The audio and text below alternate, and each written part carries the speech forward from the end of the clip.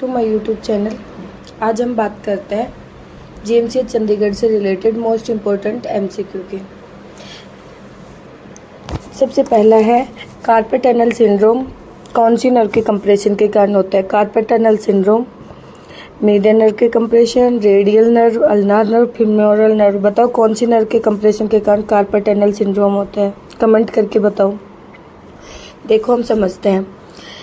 ये हमारा पाम है। पाम के अंदर जो शॉर्ट फिंगर है और मिडिल फिंगर जो इंडेक्स रिंग फिंगर है, इसकी हाफ को सप्लाई करती है अल्नार नर्व, थंब को, इंडेक्स फिंगर को और मिडिल फिंगर को, और हाफ रिंग फिंगर को सप्लाई करती है मीडियन नर्व। जब मीडियन नर्व कंप्रेस होती है तो थंब में, इंडेक्स फिंगर में, मिडिल फिंगर में, हाफ रिंग फिंगर में पेन होता है। इसे कार्पेट टनल सिंड्रोम बोलते हैं। कार्पेट टनल सिंड्रोम के अंदर हम फेलन टेस्ट करते हैं, दोनों हाथ को प्रेस करते हैं और 5 से 10 सेकंड के लिए रखते हैं। तो पेन कहाँ रेडिएट होता है? थंब में, इंडेक्स में, मिडिल फिंगर में और हाफ रिंग फिंगर में। बताओ अब इसका सही आंसर क्या होएगा? मीडियन नर्व के कंप्रेशन से कार्पेट टनल सिंड्रोम होता है। ठीक है दोस्तों, अब हम बात करेंगे अगले वाले क्वेश्चन की। Total number of cervical nerve कितनी होती है? 6 पेयर, 7 पेयर, 8 पेयर, 12 पेयर। बताओ भाई। अब सर्वाइकल, हमारी बॉडी के अंदर नर्व 2 टाइप की होती है, क्रेनियल नर्व और एक spinal cord nerve. Spinal cord nerve 31 pair होती है, जिसके अंदर सर्वाइकल नर्व होती है वो 8 होती है, थोरेसिक 12, लंबार 5, सेक्रल भी 5 होती है और कोकिक्जियल 1 होती है। इन सब का टोटल करेंगे तो टोटल स्पाइनल नर्व होती है। तो अब बताओ सर्वाइकल नर्व कितने पेयर होती है? सर्वाइकल नर्व कितने पेयर होते हैं? स्पाइनल कॉर्ड के अंदर जो सर्वाइकल नर्व होती है वो कितने पेयर होती है? 6 पेयर, 7 पेयर, 8 पेयर, 12 पेयर। इसका सही आंसर क्या जाएगा? कमेंट करके बताओ। 8 पेयर। 8 पेयर जाएगा भाई इसका सही आंसर। 8 पेयर। 6 नहीं होएगा, 7 नहीं होएगा और 12 पेयर नहीं होएगा। ठीक है, अब हम बात करते हैं अगले क्वेश्चन की। Carpo metacarpal joint is the example of which of following type of joint. ये पूछना चाह रहा है कार्पल और मेटाकार्पल के बीच का जॉइंट है वो कौन से टाइप के जॉइंट का एग्जाम्पल है? Ball and socket, pivot, saddle और हिंज। अब देखो इसमें ध्यान से।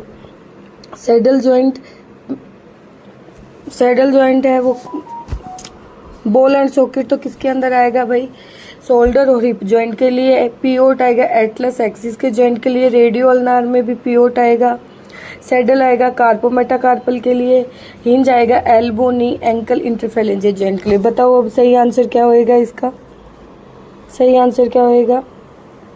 Saddle joint. सैडल जॉइंट कार्पो और मेटाकार्पल। कार्पस अपनी रिस्ट में होते हैं, मेटाकार्पल अपनी पाम में होती है। इनके जॉइंट का इनमें कौन सा जॉइंट पाया जाता है? Saddle joint. तो इसका सही आंसर सैडल जॉइंट जाएगा भाई। अब हम बात करते हैं अगले वाले क्वेश्चन की। HCl secretion in gastric phase increase by. HCl का सिक्रेशन अपने गैस्ट्रिक फेज में कौन बढ़ाता है? Pepsinogen, CCK, cholecystokinin, gastrin secretion. हमारे स्टोमच में पाई जाने वाली सेल से HCl का सिक्रेशन होता है। पेप्सिन सेल से पेप्सिनोजन का सिक्रेशन होता है जो प्रोटीन के पाचन में काम करता है। HCl का सिक्रेशन गैस्ट्रिक की गैस्ट्रिन सेल से HCl का सिक्रेशन होता है। और सिक्रेटिन सीसीके मतलब कोल्सिस्टिकाइनिन जो ड्यूडेनम में पाई जाती है, ड्यूडेनम से सिक्रेशन होता है इसका। तो HCl का सिक्रेशन गैस्ट्रिक की कौन सी फेज से होता है? गैस्ट्रिन से। इसका सही आंसर क्या जाएगा? गैस्ट्रिन। HCl के सिक्रेशन को बढ़ाती है। अब हम अगले क्वेश्चन की बात करते हैं। Factor that increase insulin secretion all except. इस क्वेश्चन में ये बात कर रहा है कि ऐसे कौन से फैक्टर है जो इंसुलिन के सिक्रेशन को बढ़ाते हैं एक्सेप्ट एक को छोड़ के। Fatty acid, amino acid, adrenaline, acetylcholine. अब भाई आपको पता है इंसुलिन है ना 51 एमिनो एसिड से मिलके बना होता है। इंसुलिन एमिनो एसिड से बना होता है कि इंसुलिन में 51 एमिनो एसिड होते हैं। इंसुलिन का सिक्रेशन पेनक्रियाज की बीटा सेल से होता है। अल्फा सेल से ग्लूकागोन का सिक्रेशन होता है। तो एमिनो एसिड, एडिनलिन और एसिटाइलकोलिन ऐसे फैक्टर हैं जो बढ़ाएंगे इंसुलिन के सिक्रेशन को। एक्सेप्ट पूछा है तो आंसर फैटी एसिड जाएगा। फैटी एसिड इंसुलिन के सिक्रेशन को बढ़ाता नहीं है। कम करता है। तो इसका सही आंसर क्या जाएगा? Fatty acid. इंसुलिन के सिक्रेशन को बढ़ाते कौन है और कम कौन करता है? अब हम बात करते हैं अगले वर्ग, which vitamin help in wound healing? Vitamin A, C, E, D. बताओ भाई कमेंट करके, कौन सा विटामिन वुंड हीलिंग में काम आता है?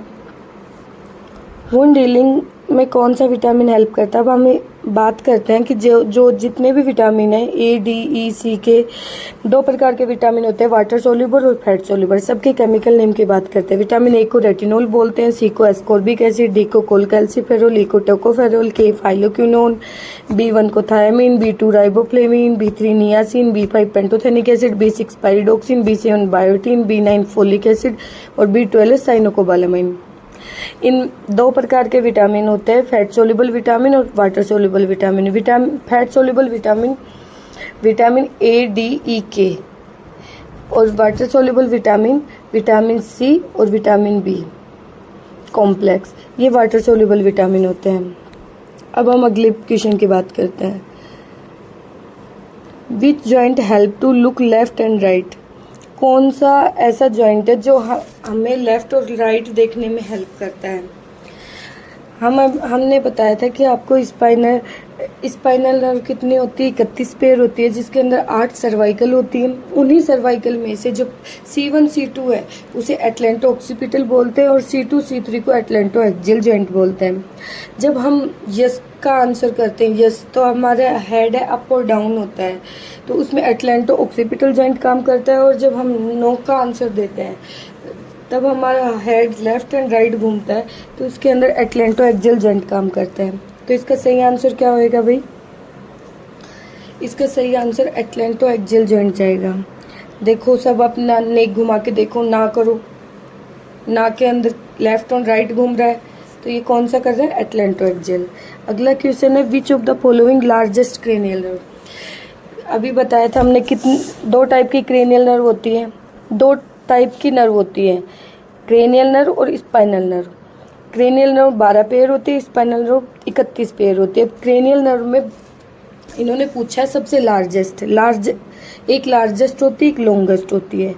सबसे लॉन्गेस्ट तो वेगस नर्व होती है जो 10 नंबर की होती है। सबसे लार्जेस्ट 5 नंबर की होती है जो ट्राइजेमाइनल होती है।